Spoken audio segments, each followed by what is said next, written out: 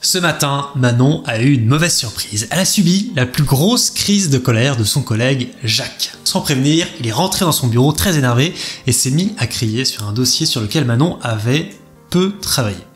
Pris à partie, Manon ne savait pas comment réagir. Jamais elle n'avait vu son collègue ainsi. Que pouvait-elle faire? Et même, qu'aurions-nous pu faire à sa place? Voir un de ses collègues se mettre dans une rage noire a de quoi désarçonner beaucoup de monde. Il est très délicat de réagir correctement. On risque souvent d'envenimer les choses, pourtant il existe quelques façons de bien réagir à un collègue en colère.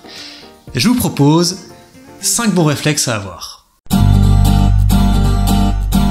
Premier réflexe, restez calme. Honnêtement, il n'est pas très agréable de subir la colère de quelqu'un. On veut se défendre et pour un peu, on voudrait nous aussi s'énerver.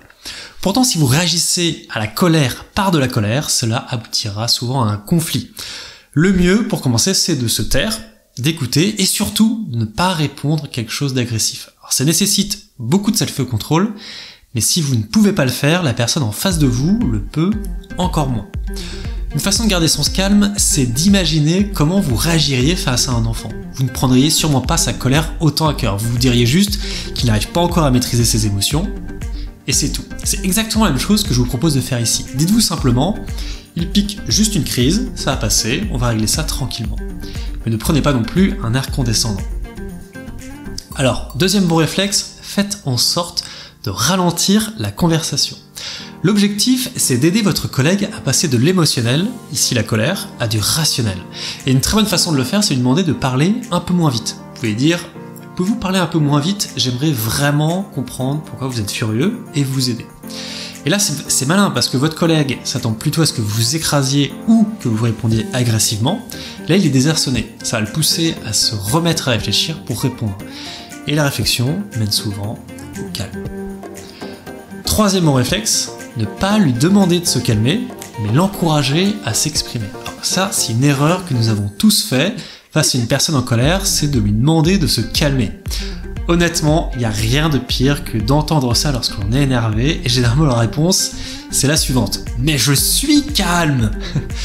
Bien sûr, vous aimeriez que la colère passe pour parler de façon plus posée et mieux comprendre le problème, mais la personne en face de vous doit pouvoir s'exprimer, car si elle est obligée de refouler sa colère, eh bien ça fera l'effet cocotte minute et ça va ressurgir plus tard. Mais ça ne veut pas dire que vous pouvez rien faire. Dites plutôt, vous êtes vraiment en colère. C'est une évidence, mais dit ainsi, ça va pousser la personne à répondre « oui, parce que blabla », et il va vous exprimer les raisons de sa colère, et du coup, il sera moins en colère. 4. Essayez d'en savoir plus en posant des questions. Souvent, les gens s'énervent parce qu'ils n'arrivent pas à expliquer ce qui les ennuie vraiment avec les mots. Donc aidez votre collègue à s'exprimer avec ces mots. Posez d'autres questions pour vraiment comprendre l'origine de sa colère. Pour ça, vous pouvez utiliser les 5 W. Who, what, where, when, why. En français, ça donne qui, quoi, où, quand, pourquoi. En faisant ça, vous assurez que votre collègue dise tout de son problème et vous lui montrez que vous vous intéressez à son problème. Et en plus, votre collègue aura l'occasion de donner des détails et donc il va se calmer petit à petit. 5.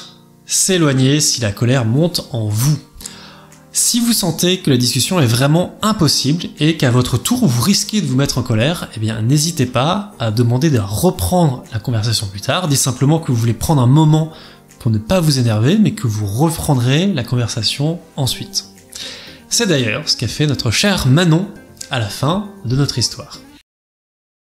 Au final, réagir correctement face à une personne en colère n'est jamais simple. Certains y arrivent très bien, d'autres beaucoup moins. Ça dépend bien sûr des modèles que vous avez eus dans votre enfance. Mais avec un peu d'entraînement, il est quand même possible de pacifier beaucoup de situations de colère. L'important étant de ne pas tomber vous-même dans le piège de la colère, afin de pouvoir ensuite avoir une vraie conversation lorsque la colère sera passée.